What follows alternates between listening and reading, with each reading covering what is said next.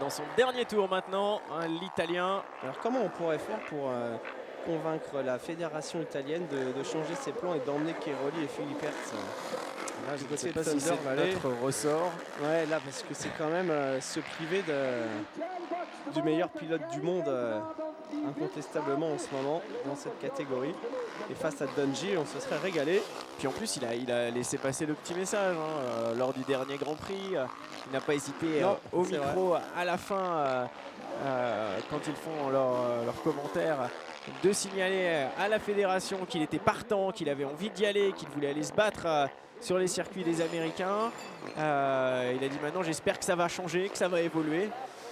Mais si l'espoir fait vivre, c'est bien, mais on aimerait bien que ce soit une réalité maintenant. Alors là, c'est vrai que la fédération italienne de moto, elle se tire vraiment une balle dans le pied, là, toute seule.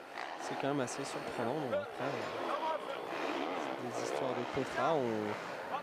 Personne ne comprend vraiment qu'on n'arrive pas à trouver une solution pour des simples problèmes de logo sur un maillot. Mais bon, c'est comme ça.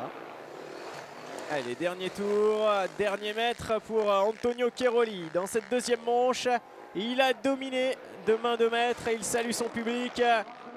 Cairoli qui revient sur la partie haute du circuit, côté public, et qui va remporter son 8e Grand Prix de la saison, qui va remporter par la même occasion sa 15e manche de la saison. Il est champion du monde déjà depuis le Brésil. Et il continue son festival.